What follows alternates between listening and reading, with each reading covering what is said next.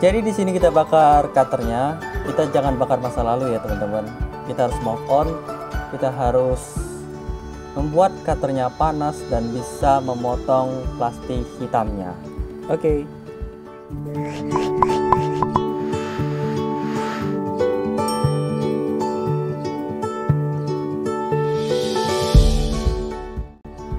Halo wow guys, kembali lagi dengan aku Boy Siaan. Kali ini aku akan memberikan sebuah tips and trick cara mengganti keyboard Asus X453M. Ini ya teman-teman laptopnya.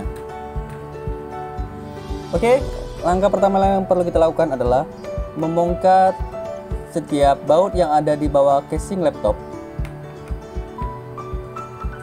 Oke, di sini aku gunain obeng plus ya teman-teman. Pastikan tidak ada baut yang tersisa.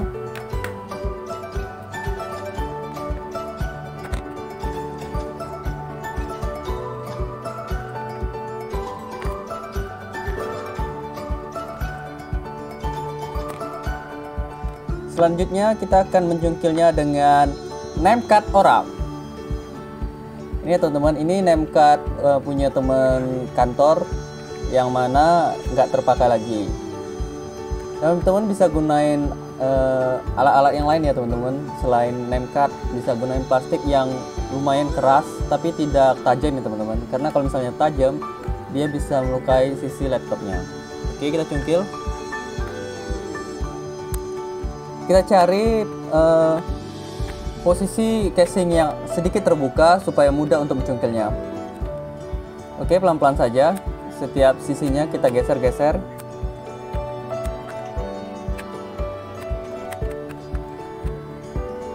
Jangan dipaksa ya teman-teman, kalau misalnya susah jangan dipaksa karena bisa patah casingnya.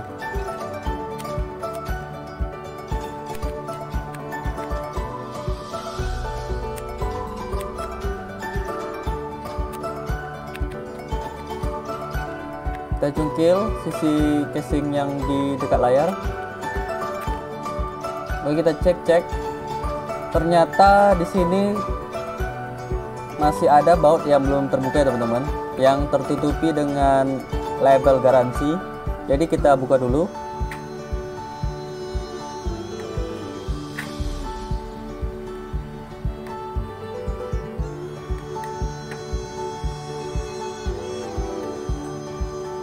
Oke, setelah terbuka kita balikan lagi laptopnya. Kita coba lagi. Kita coba angkat casingnya.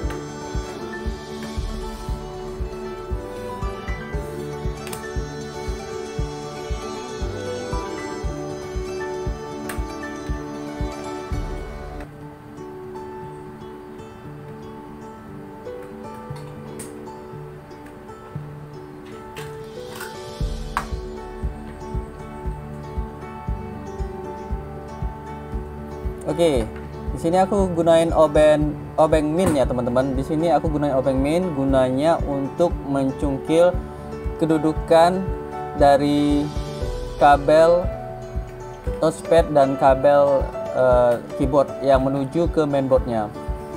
Ini disebut dengan namanya kabel fleksibel ya teman-teman. Oke, kita ambil dulu center supaya lebih terang. Maaf ya teman-teman, karena di sini pencahayaannya kurang, jadi kita gunain center.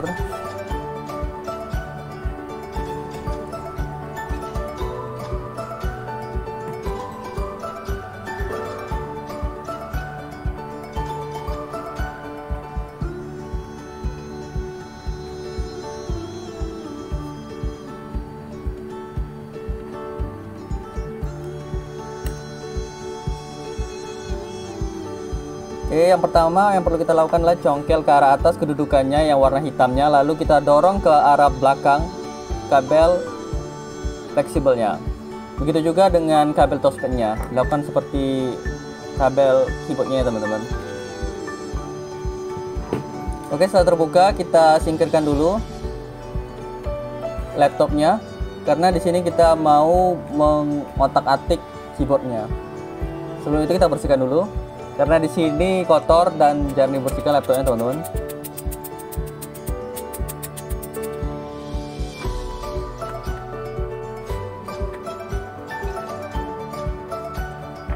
Oke, Oke, kita buka dulu setiap lem yang terhubung ke keyboardnya teman-teman, karena kita di sini akan membakar keyboardnya.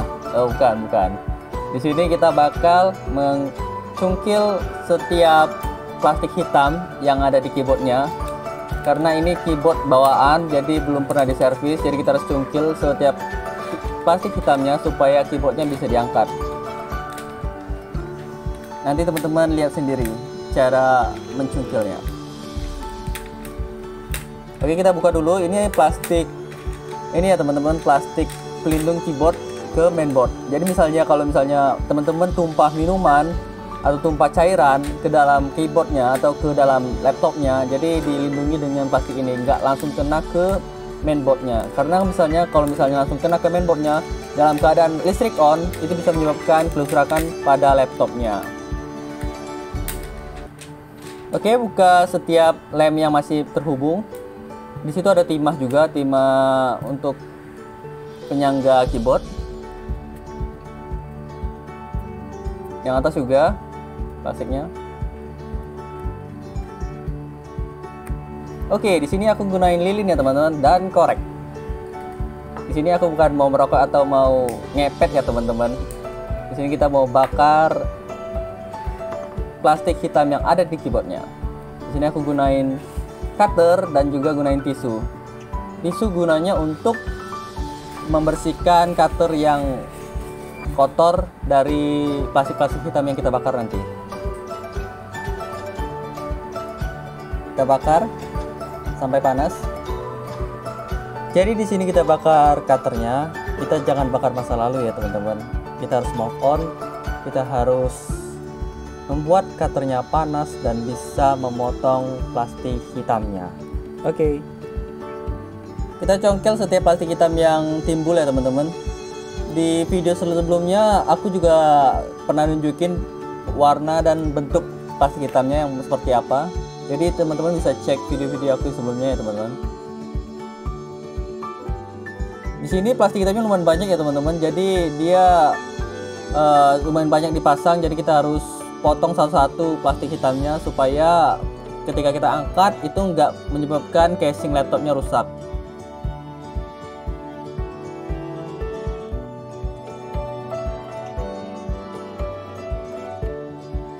Kita bakar.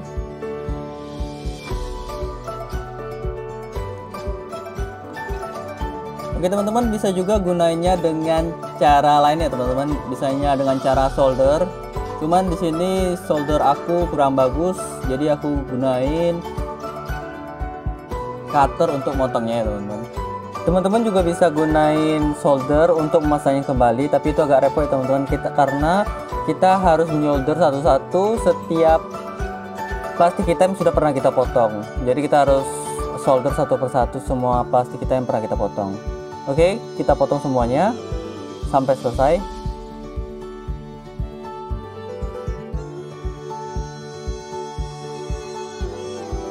Oke, setelah selesai kita potong, selanjutnya kita angkat casingnya perlahan-lahan.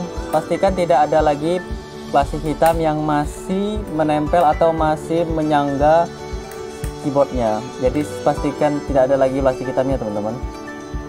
Pelan-pelan saja setiap sudut-sudut sisinya.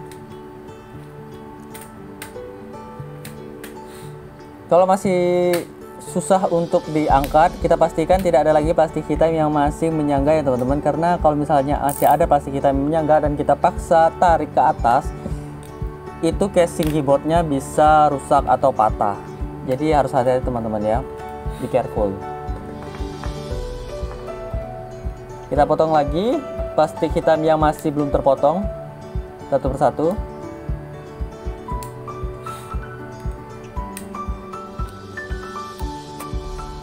Oke, setelah casingnya bisa terbuka, kita bersihkan dulu. Selanjutnya kita buka lagi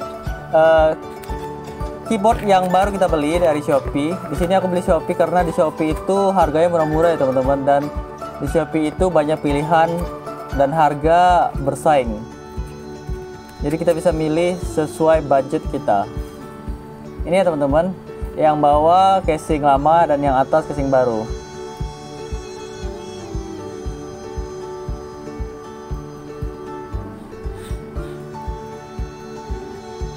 Oke, kita pasang ke kedudukannya, tekan-tekan supaya casingnya cocok ke dalam kedudukannya.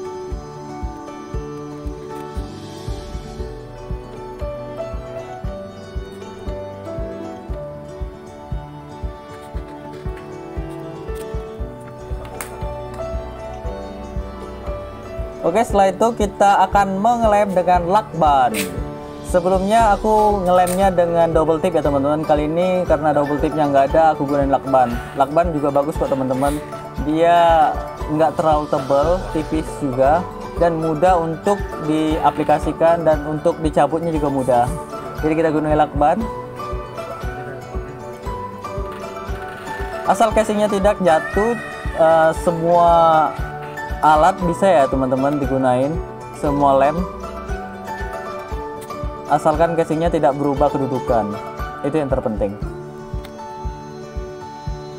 Kita lem setiap sudut yang menurut teman-teman krusial, misalnya di sudut kiri, kanan, atas, bawah. Jangan terlalu banyak karena bisa menyebabkan tampilannya jadi tidak keren atau lebih buruk karena banyak lem-leman.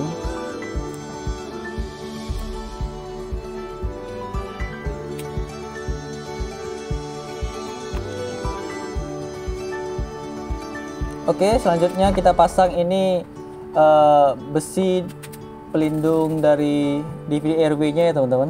Kita pasang kembali, lalu kita lem. Oke, selanjutnya kita pasang besi penyangga DVD RW nya teman-teman.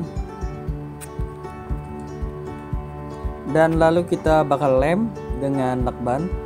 Selanjutnya kita pasang kembali plastik pelindung motherboardnya yang melindungi dari cairan. Kita lem kembali dan kita pasang kembali ke posisi semula.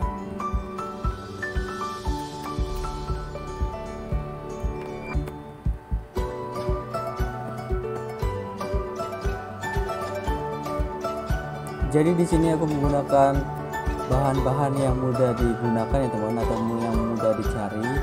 Kita mempermudah pekerjaan. Dan selanjutnya kita pasang kabel fleksibelnya. Sebelum itu kita cabut dulu, ini ada plastik pelindung kabel fleksibelnya. Karena ini masih baru jadi masih dilindungi ya kabel fleksibelnya teman-teman. Kita bersihkan lagi dengan pembersih debu maupun dengan ini apa nama itu? Itulah namanya. Oke, selanjutnya kita paskan dulu kabel fleksibelnya ke dalam kedudukan fleksibelnya, kedudukan di motherboardnya. Setelah kita paskan, lalu kita dorong ke arah belakang. Pastikan kabelnya terkunci ya teman-teman, dan posisinya tepat, karena misalnya kalau nggak tepat itu bisa menyebabkan casingnya tidak berfungsi atau malfungsi. Oke, selanjutnya kita pasang lagi kabel fleksibel dari touchpad menuju motherboard. Jadi cukup mudah ya teman-teman untuk membedakannya. Yang besar itu kabel keyboard, kabel fleksibel keyboard, dan yang kecil itu kabel fleksibel touchpad. Jangan sampai terbalik ya teman-teman.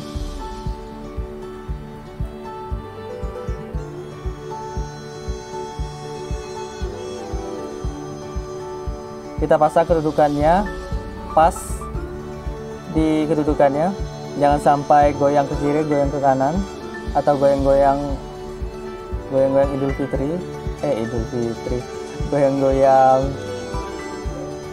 Dumang.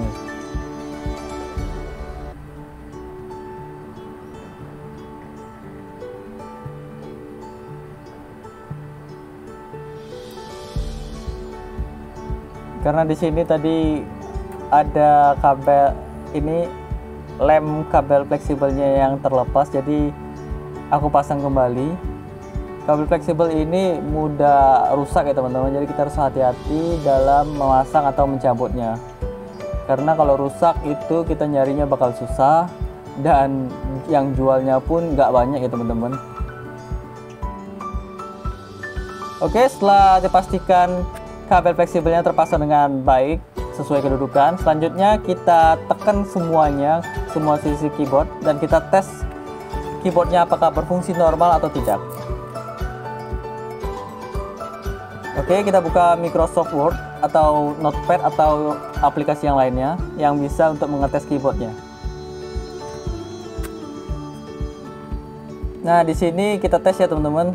Setiap tombolnya pastikan tidak ada yang malfungsi atau yang tidak berfungsi. Kalau misalnya tidak ada yang tidak berfungsi, kita bisa klaim pengembalian barang di Shopee. Oke, aku rasa cukup dan berfungsi normal. Selanjutnya kita tekan lagi, pastikan tidak ada casing laptop yang atasnya yang terbuka. Pastikan semuanya tertutup rapat, karena kalau misalnya terbuka itu bisa menyebabkan air bisa masuk atau udara lembab bisa masuk, dan juga pas masang bautnya itu bakal nggak pas ya teman-teman kalau misalnya ada yang masih terbuka rongganya. Ya, kita pasang lagi baut-baut yang ada di bawah casing bawah keyboard laptop.